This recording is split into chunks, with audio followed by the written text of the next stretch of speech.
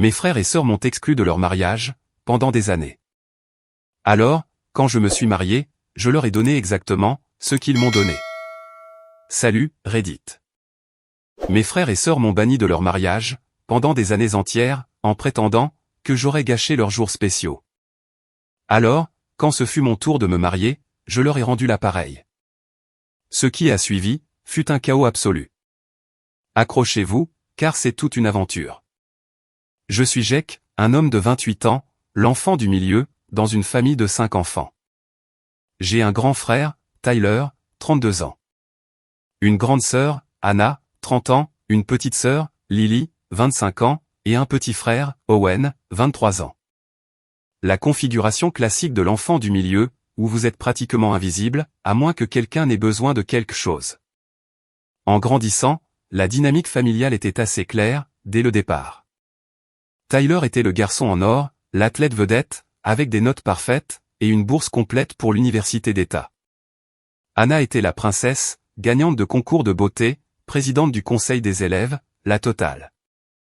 Et puis, il y avait moi, existant juste quelque part au milieu, regardant tous les autres êtres célébrés, tandis que je recevais, au mieux, une reconnaissance polie. Mes parents dirigeaient ensemble un petit cabinet d'expertise comptable. Papa s'occupait des impôts des entreprises. Maman faisait les déclarations des particuliers. Ils gagnaient bien leur vie, assez pour une vie de banlieue confortable, avec une piscine, et des vacances annuelles dans des endroits comme la Floride, ou la Californie. Rien d'incroyablement riche, mais une solide stabilité de classe moyenne, qui aurait dû suffire pour nous tous. Le favoritisme n'était pas subtil. C'était pratiquement un sport familial. Tyler a eu une voiture neuve, pour son 16e anniversaire. Une Honda Accord. Rien de luxueux, mais fiable, et exactement ce dont rêve un adolescent. Anna a eu une voiture, elle aussi, quand elle a eu 16 ans, plus sa propre carte de crédit, pour les urgences et les nécessités. Cette carte de crédit a vu plus de passages chez Starbucks, et de virées au centre commercial, que de véritables urgences. Mais personne ne semblait s'en soucier. Quand j'ai eu 16 ans, j'ai eu droit à une leçon de morale sur les responsabilités, et à un formulaire de candidature à temps partiel, pour l'épicerie du coin. Pas de voiture, pas de carte de crédit, juste un discours sur la formation du caractère, et le fait de gagner sa propre vie. Tyler et Anna ont mérité leur privilège, a expliqué papa, pendant que je restais là, confus, à me demander ce que j'avais fait de mal. Tu dois faire tes preuves, toi aussi. Faire mes preuves, oui, c'est ça. Tyler avait été renvoyé de l'équipe de basket 2 fois, pour s'être battu avec d'autres joueurs. Anna avait démoli sa première voiture, en l'espace de 6 mois, elle l'avait conduite tout droit dans un lampadaire, en envoyant des textos, et ils ont simplement payé les réparations sans poser de questions, puis ils ont augmenté sa prime d'assurance, sans lui faire débourser un centime. Mais d'une manière ou d'une autre, j'étais celui qui devait prouver quelque chose. Les 2 poids, 2 mesures, étaient partout. Une fois que vous commenciez à les chercher, Tyler pouvait rester dehors jusqu'à 2 heures du matin, le week-end. Sans aucune question. Anna pouvait sauter les dîners de famille, chaque fois que ses amis avaient des projets. Mais quand j'ai demandé à aller à la fête d'anniversaire d'un ami, un dimanche après-midi, j'ai été interrogé, pour savoir qui serait là, ce que nous ferions, et si leurs parents seraient à la maison. J'ai commencé à travailler chez Save Mart, à emballer les courses, et à remplir les rayons, 40 heures par semaine pendant l'été, et 20 heures pendant l'école. Je gagnais le salaire minimum, 7,25 $ de l'heure à l'époque, et j'ai économisé chaque centime. J'ai vécu comme un moine, mangeant des ramen, et emballant des sandwichs, portant la même rotation de 5 chemises, jusqu'à ce qu'elles aient des trous. J'ai acheté mon propre taco, après 9 mois d'économie. Une Toyota Corolla de 1998, avec 187 000 miles, une bosse dans la portière du passager, un pare-brise fissuré, et une radio qui ne fonctionnait que sur les stations AM.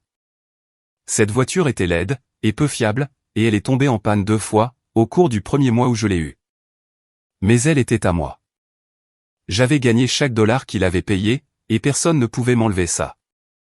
Pendant ce temps, Tyler et Anna ont traversé l'université en roue libre, grâce à l'argent de mes parents, qui payaient la totalité des frais de scolarité.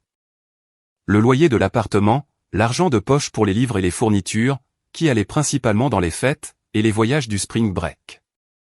Tyler a rejoint une fraternité, $2800 par semestre, et mes parents ont payé sans sourciller.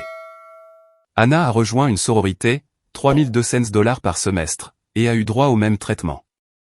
Quand j'ai obtenu mon diplôme de fin d'études secondaires, avec une moyenne de 3,6, et que j'ai été accepté à la même université d'État que Tyler, mes parents m'ont fait asseoir, pour une discussion sur la planification financière. Je me souviens d'être assis à la table de la cuisine, tout excité, à l'idée de parler des options de dortoir, et des horaires de cours, quand maman a sorti une chemise remplie de papier. Nous sommes fiers de toi, pour ton admission. Maman a commencé à utiliser cette voix, qui signifiait que de mauvaises nouvelles arrivaient, mais l'argent s'est fait rare ces derniers temps. Les dépenses de l'entreprise, tu sais. Nous pouvons t'aider avec le collège communautaire, si tu veux suivre cette voie d'abord. Peut-être que tu pourras être transféré, après 1 an ou 2. L'argent s'est fait rare. Il venait littéralement de payer, pour les frais de sororité d'Anna, et le nouvel ordinateur portable de Tyler, 2 semaines plus tôt. Ils avaient pris des vacances en famille à Hawaï, auxquelles je n'étais pas invité, parce que quelqu'un devait surveiller la maison. Mais soudain, quand ce fut mon tour, l'argent s'est asséché, plus vite qu'une flaque d'eau en juillet. Et pour les prêts? Ai-je demandé. Papa a froncé les sourcils. Ceux-là te suivront pendant des années. Peut-être devrais-tu prendre une année sabbatique, travailler à temps plein, faire des économies. Tyler avait pris une année sabbatique. Il l'avait passé à faire de la randonnée en Europe, aux frais de mes parents, en publiant des photos Instagram, depuis des auberges à Amsterdam, et des plages en Grèce. Mais apparemment, mon année sabbatique impliquerait, de faire des doubles gardes chez Sevmart. J'ai contracté des prêts étudiants, et j'ai travaillé pendant mes études. J'ai obtenu mon diplôme, avec $42 000 de dette, et un diplôme en informatique. J'ai trouvé un travail décent, en tant que spécialiste du support informatique, gagnant $55 000 par an. Pas incroyable, mais suffisant pour commencer à rembourser les prêts, tout en vivant dans un appartement bon marché, avec 2 colocataires, qui ne nettoyaient jamais la salle de bain, et mangeaient ma nourriture, sans demander. L'appartement était un taudis. Des murs fins, une climatisation cassée, une cuisinière avec seulement 2 brûleurs fonctionnels, mais il était à moi. Personne ne pouvait me dire, quand rentrer à la maison, ni remettre en question mes choix. Cette liberté valait bien les cafards. Tyler s'est lancé dans la vente, a bien gagné sa vie, a acheté une maison à 26 ans, avec l'aide de maman et papa, pour l'apport initial. $25 000, qu'ils ont simplement remis, comme si c'était de la petite monnaie. Quand j'ai demandé, s'il m'aiderait pour un apport initial un jour, papa a ri, et a dit que l'immobilier n'était probablement pas mon rythme, puisque j'avais plutôt, une personnalité de locataire. Anna a épousé un gars de la finance, nommé Brandon. Elle est devenue mère au foyer à 24 ans. Elle vivait dans une maison, qui coûtait probablement plus cher, que ce que je gagnerais en 5 ans. Sa cuisine avait des comptoirs en marbre. Sa salle de bain avait des planchers chauffants. Elle conduisait un SUV Lexus, et se plaignait de la circulation. Pendant ce temps, je mangeais des plats du menu à $1, et je faisais la fête, quand le solde de mon prêt étudiant, passait sous la barre des $40 000. La véritable trahison a commencé, quand Tyler s'est fiancé, il y a 7 ans. Sa petite amie, semblait assez gentille, la poignée de fois où je l'avais rencontrée. Ils sortaient ensemble depuis 3 ans, après s'être rencontrés, lors d'une conférence sur les ventes. Tyler a fait sa demande, avec cette installation élaborée sur la plage, qui a probablement coûté $5 000. Un photographe, des musiciens jouant des reprises acoustiques, des pétales de roses éparpillés partout. Du champagne sur de la glace. Maman et papa en ont payé la moitié, naturellement. Il est important de bien commencer les fiançailles, a expliqué maman, quand j'ai demandé pourquoi il finançait une demande en mariage aussi coûteuse. Les premières impressions comptent, n'est-ce pas? Les premières impressions comptent, pour certains enfants. Pour d'autres, la formation du caractère, et le fait de faire ses preuves, comptent davantage.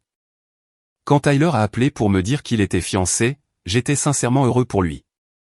Nous n'étions pas très proches. Il avait toujours été trop concentré, à être le garçon en or, pour me prêter beaucoup d'attention, mais il était quand même mon frère. Le sang était censé signifier quelque chose. Félicitations, mec, ai-je dit. C'est génial. C'est pour quand le mariage? En juin prochain. Écoute, je voulais te parler de quelque chose. Mon estomac s'est noué. Quelque chose dans son ton m'a averti que ce ne serait pas une bonne nouvelle. Cette façon prudente, mesurée, dont il parlait, comme s'il manipulait du verre fragile, ou une bombe. Ami et moi avons planifié ça très soigneusement, a-il continué. Ce sera une petite cérémonie, juste la famille immédiate, et les amis proches. Nous gardons le cortège nuptial très restreint, juste ses deux frères comme garçons d'honneur. J'ai assimilé cette information lentement. D'accord, donc je ne suis pas dans le cortège, c'est ça? Nous voulons juste garder ça simple. Tu comprends? Simple. Son mariage a fini par avoir 12 demoiselles d'honneur, et 12 garçons d'honneur. J'ai vu les photos plus tard. Il ressemblait à une petite armée, debout devant cet autel. Mais d'une manière ou d'une autre, inclure son propre frère, aurait compliqué les choses. Mais je serai là, n'est-ce pas, en tant qu'invité. Longue pause. Trop longue.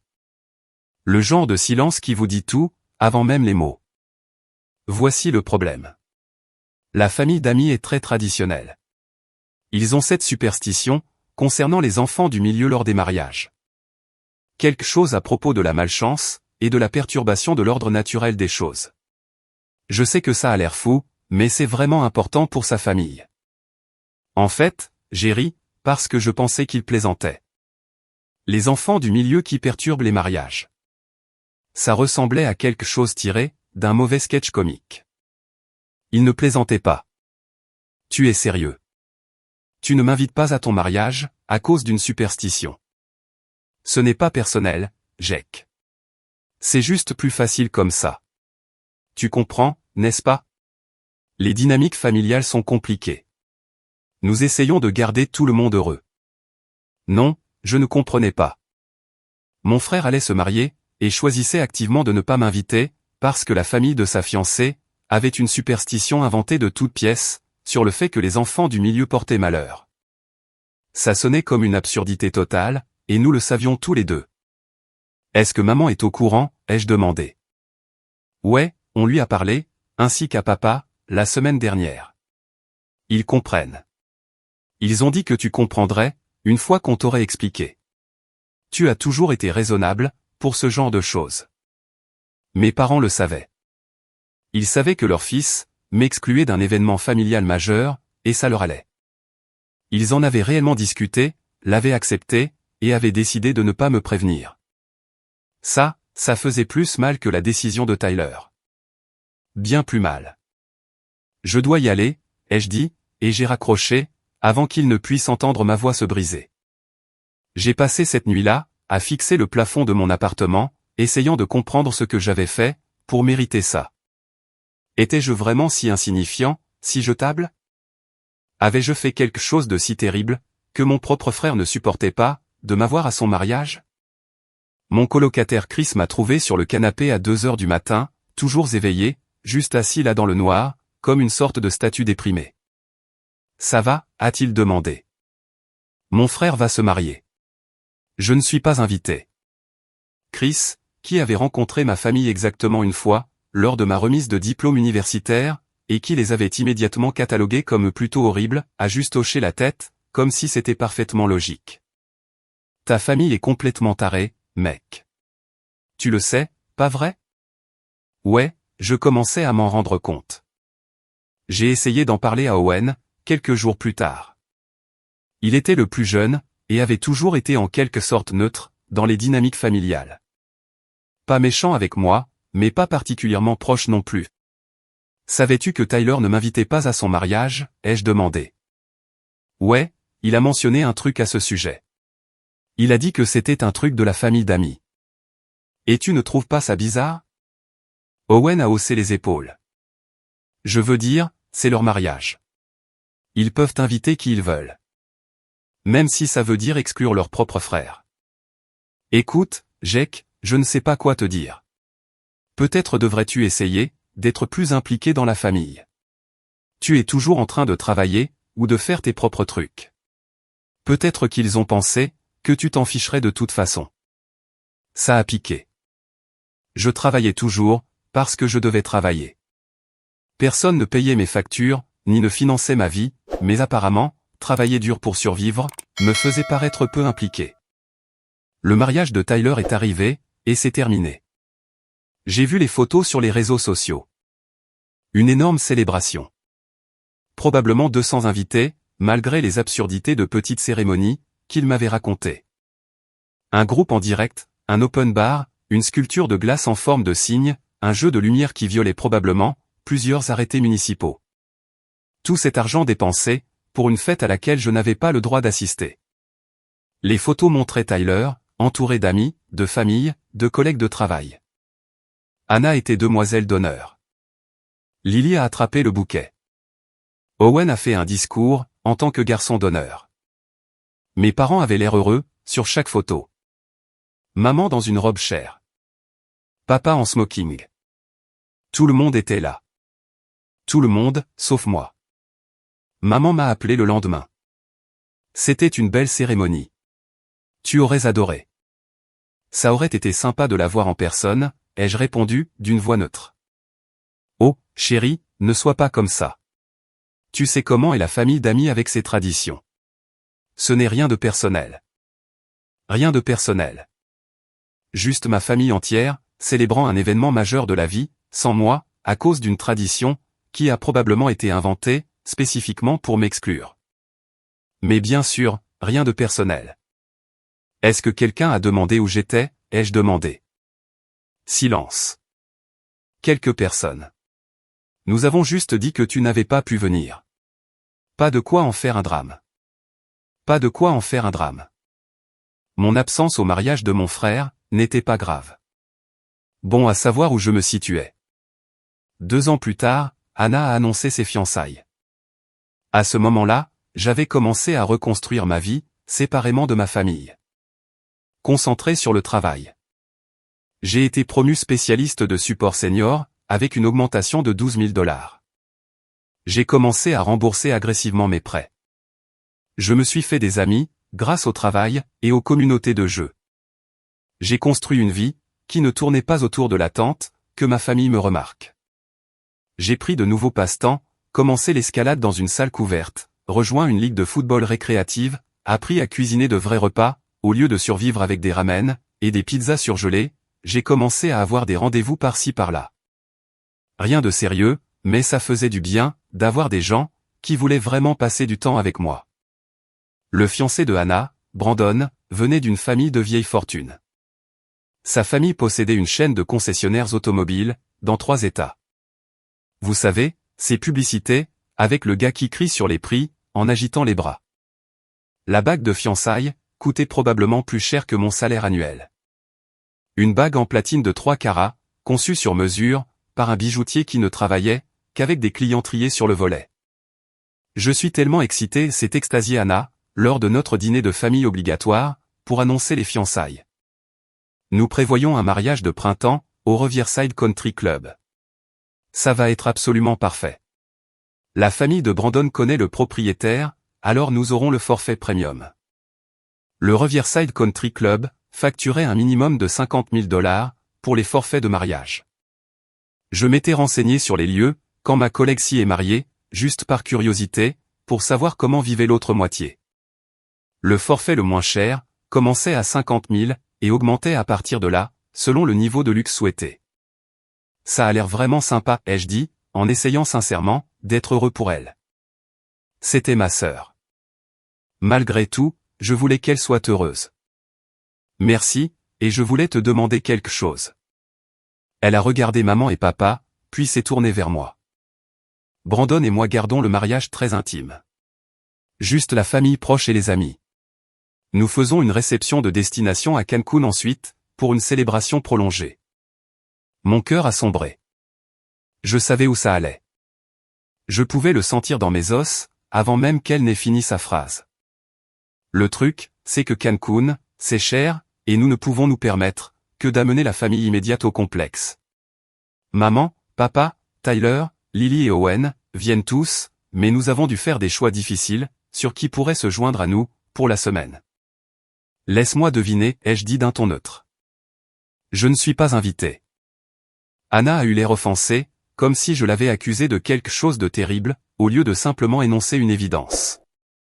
Ce n'est pas comme ça. Tu es invité à la cérémonie, juste pas à la partie à Cancun. C'est déjà ça, non? Tu pourras me voir me marier. Pourquoi pas la réception? La famille de Brandon paie pour le voyage au Mexique. Ils ont un budget. Nous n'avons pas pu inclure tout ce que nous voulions. La famille de Brandon valait des millions. Ils auraient pu se permettre de m'emmener, sans même remarquer la dépense. C'était un choix, pas une question de budget. Ils s'étaient assis, avaient fait une liste, et avaient décidé que je ne ferais pas l'affaire. Donc, je peux venir au mariage, mais pas à la vraie célébration qui suit. La cérémonie et la partie importante est intervenue maman, en utilisant ce ton raisonnable, qui me donnait envie de crier. C'est là que les vœux sont échangés. La réception n'est qu'une fête. Juste une fête. La fête où les toasts sont portés. Où les familles dansent ensemble. Où les souvenirs sont créés et partagés. La partie où les gens font la fête, au lieu de simplement être témoins. Mais bien sûr, juste une fête, à laquelle je n'étais pas assez important pour assister. Combien de temps dure le voyage à Cancun, ai-je demandé. Une semaine, a répondu Anna. Nous restons dans ce magnifique complexe, tout compris, accès à la plage, piscine, sport nautique. Ça va être incroyable. Des vacances d'une semaine, auxquelles je n'étais pas invité, en raison de contraintes budgétaires, de la part de personnes qui conduisaient des voitures de luxe, et vivaient dans des maisons avec plus de salles de bain, que je n'avais de pièces dans mon appartement. Je suis allé à la cérémonie de Anna, j'ai porté mon meilleur costume, celui que j'avais acheté en liquidation chez Men's Warehouse, et que j'avais fait ajuster correctement, j'ai apporté un cadeau cher, un ensemble de vases en cristal, qui a coûté $200. Et qui a probablement été redonné en cadeau, dans le mois qui a suivi. J'ai souri tout le long, même si j'avais l'impression d'avaler du verre, et de l'acide de batterie mélangé. J'ai regardé tout le monde monter dans des bus affrétés ensuite, en direction de l'aéroport, pour une semaine à Cancun, tandis que je rentrais seul, en voiture, à mon appartement. Je me suis assis dans ma voiture, sur le parking pendant 20 minutes, à fixer le vide, avant de finalement démarrer le moteur, et de partir. J'ai passé cette semaine-là, à faire des heures supplémentaires, et à prendre des gardes en plus. Je me suis dit que, si ma famille ne voulait pas de moi, je pourrais tout aussi bien gagner de l'argent. J'ai remboursé $1 500 de plus, de mes prêts étudiants. Avec la paie de ces heures supplémentaires, de petites victoires. Lily s'est fiancée, 3 ans après cela. Elle allait épouser son petit ami de l'université, Josh. Un gars assez sympa. Il travaillait dans les ventes pharmaceutiques, et gagnait bien sa vie. Ils sont sortis ensemble pendant 6 ans, avant qu'il ne fasse enfin sa demande. Une de ces relations, où tout le monde n'arrêtait pas de demander « Quand est-ce que vous allez vous marier ?» à chaque réunion de famille. À ce stade, j'avais été de nouveau promu au travail. Je gagnais $72 000, en tant que gestionnaire de systèmes informatiques. J'avais mon propre appartement, sans colocataire, qui volait ma nourriture. Je sortais sérieusement avec quelqu'un, pour la première fois depuis des années. Ma petite amie, Rachel, était enseignante, dans une école primaire. Intelligente, gentille et patiente, d'une manière qui m'étonnait. Elle semblait vraiment intéressée par l'idée de construire un avenir ensemble, au lieu de juste tuer le temps, jusqu'à ce que quelque chose de mieux se présente. Quand Lily a appelé pour me parler de ses fiançailles, je n'ai rien ressenti. Ni excitation, ni bonheur, juste une résignation fatiguée, face à ce qui allait suivre. Comme regarder un film pour la 3e fois, et savoir exactement quand intervient le rebondissement de l'intrigue. C'est génial, Lily. Félicitations. Merci. Josh et moi sommes vraiment excités. Nous prévoyons un mariage en automne. Octobre, probablement. Une météo parfaite. Je voulais te parler de quelque chose, cependant. Nous y voilà. Le discours, les excuses, la douce déception livrée, avec une fausse sympathie. Josh a une très grande famille, vraiment immense. 8 frères et sœurs, des dizaines de cousins, et mon cortège de mariage est déjà massif. 8 demoiselles d'honneur. Nous essayons de réduire les coûts, alors nous avons dû prendre des décisions difficiles, concernant la liste des invités. Ne t'inquiète pas, ai-je dit. Je sais déjà que je ne suis pas invité. Silence à l'autre bout du fil. Puis, ce n'est pas que tu n'es pas invité. Tu es invité à la cérémonie. C'est juste que le lieu de réception a des limites de capacité. Et laisse-moi t'épargner le discours. Tyler avait les superstitions de la famille d'amis. Anna avait le budget pour le Mexique. Quelle est ton excuse cette fois? Ce n'est pas juste, Jake. C'est mon mariage. J'ai le droit de faire des choix, concernant ma liste d'invités. Tu as tout à fait raison. Fais les choix que tu veux. Ne t'attends pas juste à ce que je prétende, que ça ne fait pas mal. Ne t'attends pas à ce que je souris, acquiesce de la tête, et agisse comme si, être exclu de la célébration de ma propre sœur, était tout à fait normal et acceptable. Tu es dramatique. Ce n'est qu'une fête. C'était de nouveau là. Juste une fête. Comme si la célébration du mariage de votre sœur équivalait à un barbecue aléatoire le mardi, au lieu d'un événement majeur de la vie. Est-ce qu'il est venu à l'esprit, à l'un de vous, que j'ai peut-être envie de faire la fête avec ma famille, moi aussi? Que le fait d'être exclu encore et encore, fait vraiment mal? Nous ne t'excluons pas de la cérémonie. La cérémonie sans la célébration, c'est comme être invité à regarder un film, à travers une fenêtre. Bien sûr, techniquement tu es là, mais tu n'en fais pas vraiment partie. J'ai raccroché, avant qu'elle ne puisse répondre. Je ne voulais pas entendre plus d'excuses, plus de justifications, plus d'explications sur les raisons, pour lesquelles je n'étais pas assez important, pour être pleinement inclus. Owen m'a en fait contacté après ça, il m'a appelé plus tard dans la nuit, ce qui m'a surpris, car Owen restait généralement à l'écart, des drames familiaux. Lily m'a raconté ce qui s'est passé. Il a dit, pour ce que ça vaut, je pense que c'est n'importe quoi. Merci de dire ça. Ils sont tous comme ça. Tyler, Anna, Lily, ils t'ont toujours traité différemment, et je n'ai jamais compris pourquoi. Tu es celui qui a le plus de succès, parmi nous tous. Si tu y réfléchis bien, tu as tout fait tout seul. Pas de cadeaux, pas d'aide, juste en travaillant d'arrache-pied. C'est vraiment impressionnant. C'était probablement la chose la plus gentille qu'un de mes frères ou sœurs m'ait jamais dite. Ça m'a presque rendu ému, ce qui était ridicule, parce que ce n'était qu'une simple reconnaissance de la réalité. Est-ce que tu viens au mariage, ai-je demandé. Ouais, je suis un peu obligé. Obligation familiale et tout ça, mais je penserai à toi tout le temps, si ça peut t'aider. Peut-être que je vais sécher la réception par solidarité. Ne fais pas ça. Inutile qu'on rate ça tous les deux. Amuse-toi bien. Pour ce que ça vaut, je ne pense pas que ce qu'ils font est bien. Mais je ne suis pas assez courageux pour dire quoi que ce soit. Je sais que ça fait de moi un lâche, d'une certaine façon. Ça fait de toi quelqu'un de réaliste. Dire quelque chose ne changera rien. Ils te rendront juste la vie difficile, à toi aussi. Je ne suis pas allé au mariage de Lily. J'ai envoyé une carte avec un petit cadeau. $50, ce qui était tout ce que je me sentais de donner, à quelqu'un qui n'avait pas pris la peine de m'inclure dans la vraie célébration. J'ai passé cette journée avec Rachel. Nous sommes allés faire de la randonnée, dans un parc d'État à environ 1 heure de là. Nous avons pris un bon dîner, dans ce restaurant italien, avec d'incroyables graissins. J'ai créé mes propres bons souvenirs, au lieu de regarder ma famille en créer d'autres, sans moi. Le sentier de randonnée était magnifique. Beaucoup de couleurs d'automne, un temps frais. Il n'y avait personne autour, Rachel et moi avons parlé de tout, sauf de ma famille.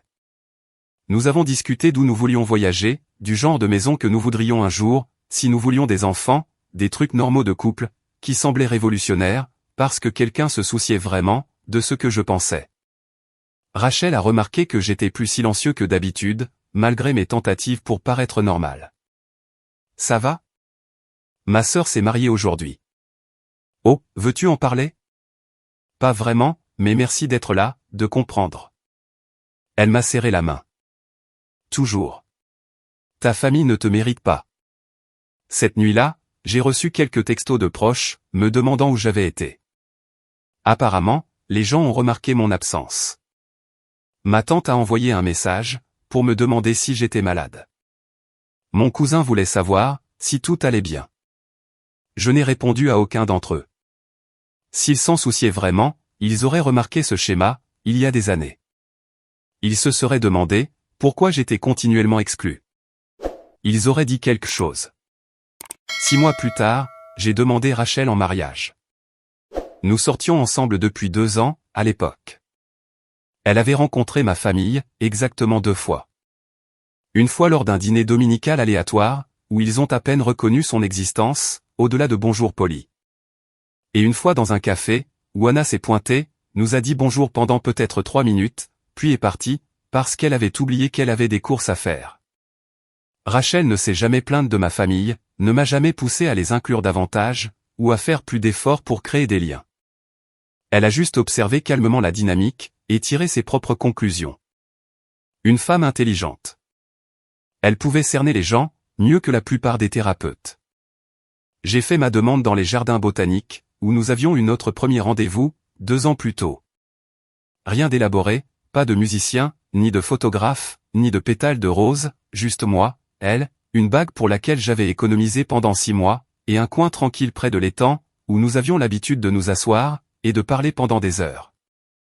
La bague était modeste, un carat, anneau en or blanc, design simple, mais elle était dans mon budget, et elle adorait les choses simples de toute façon. Les choses extravagantes ne l'ont jamais impressionnée. Elle se souciait plus des attentions que des étiquettes de prix. Elle a dit oui immédiatement, les larmes coulant sur son visage, les mains tremblantes pendant que je glissais la bague. Je t'aime tellement, a-t-elle dit.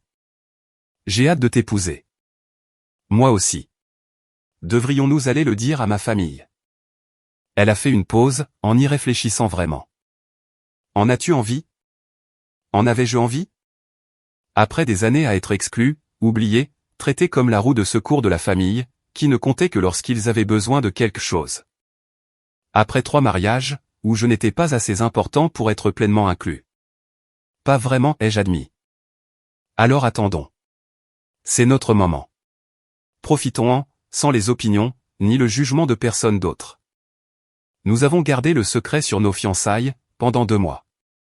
Nous l'avons dit à nos amis, nous l'avons dit à la famille de Rachel, qui m'a immédiatement accueilli, comme si j'avais toujours fait partie d'eux, en organisant une fête de fiançailles surprise, avec toute la famille élargie de Rachel présente. Sa mère a pleuré des larmes de joie. Son père m'a serré la main, et a dit « Bienvenue dans la famille ». Comme s'il le pensait vraiment. Les parents de Rachel étaient enseignants, anglais au lycée, et sciences au collège. Ils vivaient dans une maison modeste, conduisaient des voitures raisonnables, et économisaient soigneusement pour la retraite, mais ils s'aimaient, et aimaient leurs enfants, sans condition, ni favoritisme. Les regarder ensemble, m'a montré à quoi la famille était censée ressembler. Nous avons commencé à planifier notre mariage. La cérémonie serait petite. La famille immédiate de Rachel, nos amis proches, peut-être 30 personnes au total. Nous louerions un petit espace d'événement, ferions un bon dîner, garderions tout intime et significatif, au lieu d'essayer d'impressionner les gens. Et pour ta famille, a demandé Rachel, alors que nous travaillions sur la liste des invités un soir, assis à la table de sa cuisine, avec des cahiers et des post-it, éparpillés partout. J'ai regardé fixement le papier devant moi. 5 noms, maman, papa, Tyler, Anna, Lily, Owen, les personnes qui avaient passé toute ma vie, à me faire sentir secondaire, qui m'avaient exclu de leur plus grande célébration, qui ne m'avaient jamais fait sentir, ne serait-ce qu'une fois, que je comptais vraiment. Je ne crois pas que je les veuille là, ai-je dit lentement, testant l'effet que ces mots produisaient. Rachel a hoché la tête, sans aucun jugement dans son expression. D'accord, aussi simple que ça, Jake. Ils t'ont traité horriblement, pendant des années. Si tu ne les veux pas à ton mariage, je te soutiens complètement. C'est ton jour, notre jour. C'est à nous de décider, qui le partage avec nous. C'est à ce moment-là que j'ai su, que j'épousais la bonne personne. Elle n'a pas essayé de me convaincre de les inclure, ni ne m'a fait de discours sur le pardon familial, elle a juste soutenu ma décision, sans poser de questions. J'ai finalement parlé de mes fiançailles à mes parents, lors d'un dîner de famille, 3 mois plus tard. Maman m'avait harcelé, pour que j'assiste à ces dîners, me faisant culpabiliser, sur le temps passé en famille, et le besoin de rester connecté. Je me suis dit que j'allais leur dire en personne, en finir avec ça. Arracher le pansement. Rachel et moi sommes fiancés, ai-je annoncé, entre la salade et le plat principal, le glissant l'air de rien, comme si je faisais un commentaire sur la météo. Il leur a fallu environ 5 secondes pour réagir. Le visage de maman s'est illuminé de surprise, et de ce qui ressemblait à un bonheur sincère. Oh, chérie, c'est merveilleux. Quand est-ce arrivé? Il y a 3 mois. Papa a haussé les sourcils, sa fourchette s'arrêtant à mi-chemin de sa bouche. 3 mois? Pourquoi ne nous l'avoir pas dit plus tôt? Nous voulions en profiter en privé, d'abord. Réfléchir aux choses, sans la vie extérieure. Anna est intervenue, en ramenant déjà les choses à elle. Alors, c'est pour quand le mariage? S'il te plaît, dis-moi que tu ne fais pas de ces longues fiançailles. Je déteste attendre pour les mariages. L'anticipation est épuisante. C'est dans 2 mois. Nous voulions garder ça rapide et simple. Tyler a ri. Ce sont méprisants qu'il faisait, quand il pensait que quelque chose était stupide. 2 mois. Bonne chance pour planifier quoi que ce soit de décent, dans ce laps de temps. La plupart des prestataires sont réservés, 1 an à l'avance. Nous avons déjà fait, la plus grande partie de la planification. Petite cérémonie. Famille et amis proches. Un bon dîner après. Rien de compliqué. Lily avait l'air excitée. Elle planifiait déjà sa tenue, probablement. Ça a l'air charmant. Où allez-vous le faire? S'il te plaît, dis-moi que c'est dans un endroit amusant. Peut-être qu'on pourrait en faire un voyage d'un week-end. C'était le moment, la décision à laquelle j'avais passé 3 mois à réfléchir, à en discuter avec Rachel. À en perdre le sommeil. Le choix qui allait, soit faire exploser ma famille, soit enfin m'apporter un peu de paix. Le Oakwood Event Center HD. Mais en fait, je devrais mentionner quelque chose d'important. Rachel et moi avons décidé de garder le mariage vraiment intime. La famille immédiate seulement. Maman avait l'air confuse, n'ayant pas encore compris. Bien sûr, c'est nous. Quand as-tu besoin de nos adresses pour les invitations? Quand je dis famille immédiate, je parle de la famille immédiate de Rachel, et de nos amis les plus proches. Nous limitons ça à environ 30 personnes au total. La table est devenue silencieuse. 5 visages me fixaient, avec des expressions allant de la confusion, à une compréhension naissante, puis à une horreur grandissante. Qu'est-ce que ça veut dire exactement? A demandé papa lentement, en posant sa fourchette, avec un soin délibéré. Ça veut dire que vous n'êtes pas invité. Anna a halté. Elle a vraiment halté, comme si j'avais annoncé la mort de quelqu'un. Sa main a volé vers sa poitrine, dans un geste théâtral. Tu plaisantes. Je ne plaisante pas. Rachel et moi voulons un petit mariage intime, avec des gens qui nous ont constamment soutenus. Cela n'inclut aucun d'entre vous. Tyler s'est levé, sa chaise raclant bruyamment le sol. C'est ridicule. Nous sommes ta famille. Vraiment? Parce que je ne me souviens pas avoir été assez de la famille pour assister à vos mariages. À aucun d'entre eux. Pas complètement, en tout cas. C'était différent, a protesté Anna, la voix montant. C'était des circonstances spéciales, n'est-ce pas? Tyler avait des superstitions. Tu avais des contraintes de budget. Lily avait des limites de capacité. Eh bien, j'ai des circonstances spéciales, moi aussi. Ma circonstance spéciale est que, je ne veux pas de gens, qui ont passé des années à m'exclure, lors du jour le plus important de ma vie. Maman avait l'air sur le point de pleurer, les yeux devenant rouges et larmoyants. Jake, c'est cruel. Comment peux-tu exclure ta propre famille, de ton mariage? Comment avez-vous pu m'exclure, de 3 de leur mariage? Nous ne t'avons pas exclu, a dit papa, en essayant de paraître autoritaire. Tu étais invité aux cérémonies. Oh, quelle générosité. J'ai pu être témoin des vœux, mais pas fêter ça avec la famille, par la suite. J'ai pu regarder à travers la fenêtre, mais pas participer pour de vrai. Ça m'a vraiment fait me sentir inclus, et valorisé. Lily a tenté une approche plus douce. La routine du frère ou de la sœur raisonnable. Jake, je sais que nous avons fait des erreurs, mais là c'est différent. C'est ton mariage. Tu es censé avoir ta famille avec toi. C'est ce qui le rend spécial. Tu as raison. Ma famille sera là. La famille de Rachel. Les personnes qui me traitent vraiment comme si je comptais, qui sont là pour moi, qui ne trouvent pas d'excuses, sur les raisons pour lesquelles je ne suis pas assez important, pour être inclus. Owen, qui était resté silencieux tout ce temps, a pris la parole. Je le comprends. Tout le monde s'est tourné pour le dévisager, comme s'il s'était fait pousser une deuxième tête. Quoi, s'est emporté Tyler. Je comprends pourquoi il fait ça, a continué Owen, l'air mal à l'aise, mais déterminé. Nous avons tous traité Jake, comme s'il était moins important, pendant des années.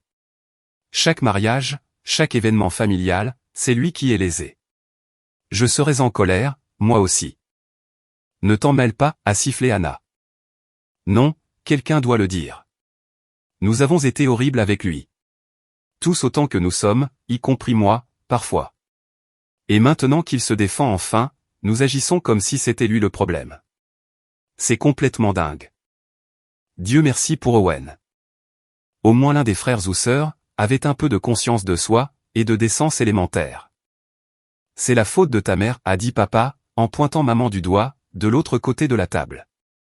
C'est toi qui les as toujours maternés, et qui les a laissés s'en tirer, avec ces bêtises de favoritisme. Ne me blâme pas, a rétorqué maman, le visage rouge. C'est toi qui as dit que nous n'avions pas les moyens de payer l'université de Jake, mais tu as quand même trouvé l'argent pour la nouvelle voiture de Tyler, la carte de crédit d'Anna, et les frais de sororité de Lily. Ils ont commencé à se disputer, juste là pendant le dîner. Les voix se sont élevées, déterrant des décennies de désaccords parentaux, sur qui était responsable, de m'avoir traité comme une réflexion après coup pendant 30 ans, comme si je n'étais même pas dans la pièce, comme si tout ce désastre les concernait eux. Au lieu de concerner ce qu'ils m'avaient fait. Je me suis levé, j'ai attrapé ma veste au dossier de ma chaise. Rachel et moi partons. Merci pour le dîner. Jake, attends, a appelé maman. Nous devons en discuter. Tu ne peux pas juste partir comme ça. Il n'y a rien à discuter. Le mariage est dans 2 mois. Vous n'êtes pas invité. Ne venez pas. Je suis sorti pendant qu'ils se disputaient encore, pendant que Tyler criait quelque chose sur la loyauté familiale, et que Anna pleurait en disant qu'elle était humiliée. Je suis monté dans ma voiture, et j'ai conduit directement chez Rachel, où elle m'attendait avec des plats à emporter, et un film prêt à être lancé. Comment ça s'est passé, a-t-elle demandé, en jetant un coup d'œil à mon visage. Aussi bien que prévu. Ils sont furieux. Mes parents ont commencé à se disputer, pour savoir à qui la faute, si je les exclus. Tyler a menacé de se pointer de toute façon. Qu'est-ce que tu veux faire? Rien. Ils peuvent être en colère. J'ai fini de me soucier de ce qu'ils pensent. Les semaines suivantes ont été absolument folles. Mon téléphone a explosé d'appels et de textos. Maman pleurant, sur la façon dont je détruisais la famille. Papa exigeant que je sois raisonnable, et que j'arrête d'être dramatique. Tyler menaçant de se pointer quand même, et de faire un scandale. Anna essayant de me faire culpabiliser, sur le fait de donner le bon exemple aux plus jeunes. Lily envoyant de longs messages émouvants, sur le pardon, sur le fait d'aller de l'avant, et sur le fait que la famille est censée être pour toujours. Je les ai tous bloqués, j'ai changé de numéro, j'en avais fini avec la manipulation, les tentatives de culpabilisation, et les efforts pour me faire passer pour le méchant. La famille élargie s'en est mêlée, naturellement. Les tantes, les oncles, les cousins à qui je n'avais pas parlé depuis des années, ont soudain eu des opinions, sur ma liste d'invités au mariage. J'ai reçu des textos du frère de mon père, disant que j'étais puéril, et mesquin. La sœur de ma mère a appelé Rachel directement, essayant de la convaincre de me faire entendre raison. Rachel a immédiatement mis le holà, en utilisant sa voix de professeur, qui pourrait arrêter une émeute en classe. Sa famille l'a traité horriblement pendant des années. C'est sa décision, et je le soutiens totalement. S'il vous plaît, ne rappelez plus. Puis elle a bloqué le numéro. Mon cousin Brian, avec qui je m'étais en fait toujours bien entendu, a pris contact avec une approche différente. Et mec, j'ai entendu ce qui se passe. Pas de jugement de ma part. Ta famille a toujours été un peu dérangée, avec cette histoire de favoritisme. Tout le monde le voit. Tant mieux pour toi d'avoir fixé des limites. Au moins quelqu'un l'avait compris. Quelqu'un en dehors du dysfonctionnement immédiat, pouvait voir ce qui était évident depuis des années. 2 semaines avant le mariage, mes parents se sont pointés à mon appartement, à l'improviste. Juste debout là, quand je suis rentré du travail, à attendre devant ma porte, comme des vendeurs au porte-à-porte, qui n'accepterait pas un non comme réponse. Nous devons parler, a dit papa. Non, vous devez partir. Je n'ai rien à vous dire. Jake, s'il te plaît, a supplié maman. Et elle avait l'air vraiment mal. Les yeux rouges, le visage bouffi, comme si elle pleurait depuis des jours. Écoute-nous simplement. 5 minutes. Contre mon meilleur jugement, contre tous mes instincts qui me disaient que c'était une mauvaise idée, je les ai laissés entrer. Ils se sont assis sur mon canapé, l'air mal à l'aise, et déplacés. C'était probablement la première fois qu'ils mettaient les pieds dans mon appartement, bien que j'y vive depuis 2 ans. Maman a commencé la première, en utilisant cette voix douce et raisonnable. Nous avons beaucoup parlé ces dernières semaines, de tout. De la façon dont nous t'avons traité au fil des ans, et nous réalisons que nous avons fait des erreurs. Le mariage de Tyler, la réception de Hannah, la liste d'invités de Lily. Nous aurions dû te défendre. Nous aurions dû insister, pour que tu sois pleinement inclus. Nous le voyons maintenant. Vous croyez? Le sarcasme est sorti plus tranchant que prévu, mais j'étais trop fatigué pour m'en soucier. 3 mariages. 3 occasions distinctes, où vous auriez pu dire quelque chose. Auriez pu me défendre. Auriez pu dire clairement, que j'étais assez important pour être inclus, mais vous ne l'avez pas fait. Papa est intervenu, essayant son approche d'autorité habituelle. Nous sommes ici maintenant. Nous essayons de réparer ça. Nous voulons être à ton mariage. Nous voulons célébrer avec toi correctement. Où était cette énergie, quand Tyler planifiait son mariage? Quand Hannah réservait son voyage au Mexique? Quand Lily finalisait sa liste d'invités? Où était cette préoccupation pour mes sentiments, à ce moment-là? Nous pensions que tu comprenais, a dit maman faiblement, se tordant les mains sur ses genoux. Tu semblais toujours si indépendant, si capable de gérer les choses. Que je comprenais quoi? Que je suis moins important que tous les autres? Que mes sentiments ne comptent pas autant, que ceux de Tyler, ou Hannah, ou Lily? Non, ce n'est pas. Nous n'avons jamais voulu. Elle a lutté pour trouver les mots, qui arrangeraient les choses, qui effaceraient d'une manière ou d'une autre, 30 ans de dégâts. Tu as toujours été si indépendant, si capable. Nous pensions que tu n'avais pas autant besoin de nous, que les autres. Je n'avais pas besoin de vous, parce que vous m'aviez fait comprendre, que vous n'étiez pas disponible. J'ai appris à gérer les choses moi-même, parce que je n'avais pas le choix. Parce que demander de l'aide, signifiait recevoir des leçons sur les responsabilités, tout en vous regardant distribuer de l'argent, à tout le monde. Ils étaient assis là, l'air misérable. Et une partie de moi voulait céder, voulait les laisser venir au mariage, être la personne la plus mature, faire preuve de clémence. Mais une plus grande partie, se rappelait chaque fois, où ils avaient choisi quelqu'un d'autre plutôt que moi.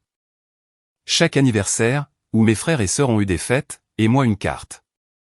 Chaque réussite, qu'ils ont à peine reconnue, tout en organisant des célébrations, pour les accomplissements médiocres de Tyler. Chaque mariage, auquel je n'étais pas pleinement invité. Je ne changerai pas d'avis, ai-je dit. Vous ne venez pas au mariage. Jake. Non. Pour une fois dans ma vie, je suis la priorité. Mon bonheur, ma journée, mes choix. Vous n'avez pas voix au chapitre. Vous avez perdu ce privilège, il y a des années. Le visage de papa s'est durci. Si nous ne sommes pas invités à ton mariage, ne t'attends pas à ce que nous fassions partie de ta vie, à l'avenir. C'est ton choix, mais les choix ont des conséquences. Enfin, quelque chose sur lequel nous sommes d'accord. Vous avez raison. Les choix ont bien des conséquences. Et la conséquence de 30 ans de favoritisme et d'exclusion, c'est que vous ne faites pas partie, de mon plus grand moment. Ils sont finalement partis, maman pleurant, papa l'air abattu et en colère, et je n'ai absolument rien ressenti, si ce n'est un étrange sentiment de soulagement, comme si j'avais retiré une écharde, qui suppurait depuis des années. Le jour du mariage est arrivé. Rachel était absolument magnifique dans sa robe. De l'ivoire simple, rien de fantaisiste ou d'exagéré, juste élégant, et parfait pour elle. Sa famille m'avait accueilli à bras ouverts, dès le début. Ses parents me traitaient, comme le fils qu'ils avaient toujours voulu. Sa mère avait passé la matinée, à s'assurer que chaque détail était parfait. Son père n'arrêtait pas de faire des blagues, pour que tout le monde reste détendu. Mon côté de la salle, était rempli d'amis qui m'avaient soutenu. des collègues, qui étaient devenus une famille, après des années de travail ensemble. Des gens qui étaient venus non par obligation, mais parce qu'ils s'en souciaient vraiment.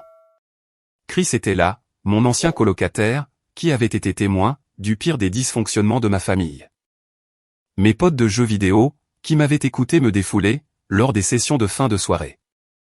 Les gars de ma ligue de foot, qui étaient devenus de vrais amis. Owen m'a envoyé un texto, ce matin-là. Je sais que tu as dit de ne pas venir, mais je voulais que tu saches, que je pense à toi aujourd'hui. Félicitations, mec. Tu mérites d'être heureux. Je suis désolé pour tout. C'était le seul message de ma famille, ce jour-là, et il signifiait plus, que toutes les autres protestations, culpabilisations, ou exigences. La cérémonie était parfaite. Petite, intime, pleine de sens. Chaque personne présente voulait être là. Pas d'invitation par obligation, pas de dynamique familiale gênante, pas de questions pour savoir si les gens nous jugeaient secrètement, ou s'ils faisaient juste acte de présence. Rachel m'a serré la main pendant nos vœux. Je promets de toujours te choisir en premier, a-t-elle dit, d'une voix claire et assurée. Pour te faire sentir valorisé, important, et aimé chaque jour. Sans condition, sans compétition, sans aucun doute sur la place que tu occupes. Je n'ai pas pu retenir mes larmes. Après 30 ans à être à la seconde place, dans ma propre famille, quelqu'un me mettait enfin en premier. Quelqu'un me voyait comme la priorité, au lieu du plan de secours. La réception était exactement ce que nous voulions. De la bonne nourriture, italienne, la préférée de Rachel, de la bonne musique, d'une playlist que nous avions mis des semaines à perfectionner. Des gens, qui célébraient vraiment notre amour, au lieu de juste faire acte de présence. Le père de Rachel m'a pris à part à un moment donné, un verre à la main. Je sais que ta situation familiale est compliquée, a-t-il dit. Mais je veux que tu saches, que tu es notre famille maintenant, jusqu'au bout. Pas de conditions, pas de hiérarchie, pas de système de classement. Tu comptes pour nous. Je n'avais jamais eu une figure paternelle, me dire que je comptais auparavant. J'ai dû m'excuser pour aller aux toilettes, afin de me ressaisir, m'asperger le visage d'eau, prendre quelques grandes respirations. Vers 21h, mon téléphone a commencé à vibrer. Des textos de membres de la famille, qui avaient entendu par le bouche à oreille, que le mariage se déroulait à ce moment même. Maman a envoyé un long message, sur la façon dont elle était blessée, et comment elle avait passé la journée à pleurer. Comment avais-je pu lui faire ça? Anna a appelé 3 fois de suite. Tyler a envoyé un texto, me traitant d'égoïste et d'immature, et disant que je le regretterais pour le reste de ma vie. J'ai éteint mon téléphone, je suis retourné vers ma femme, et j'ai dansé jusqu'à ce que j'ai mal aux pieds. Les conséquences étaient prévisibles. Mes parents ont essayé de me contacter, à plusieurs reprises au cours des semaines suivantes. Maman a envoyé des cartes, avec des lettres manuscrites émouvantes. Papa a laissé des messages vocaux, qui oscillaient entre la colère et la supplication. Il voulait rencontrer Rachel correctement, voulait repartir à zéro, voulait une autre chance de faire partie de ma vie. J'ai ignoré la plupart de tout ça. J'ai fini par envoyer un email, expliquant ma position en détail. Pendant 30 ans, vous m'avez fait sentir que j'étais moins important que mes frères et sœurs. Vous m'avez laissé être exclu d'événements familiaux majeurs, sans me défendre, ni prendre parti pour moi. Vous m'avez montré exactement à quelle place je me situais dans vos priorités. Toujours le dernier, toujours secondaire, toujours jetable. Maintenant, je fais le même choix pour moi-même, en donnant la priorité aux personnes qui m'ont vraiment montré de l'amour et du respect. Si cela fait mal, alors vous comprenez enfin comment je me suis senti toute ma vie. Les actions ont des conséquences. C'est la conséquence de vos actions. Je n'ai jamais eu de réponse à cet email.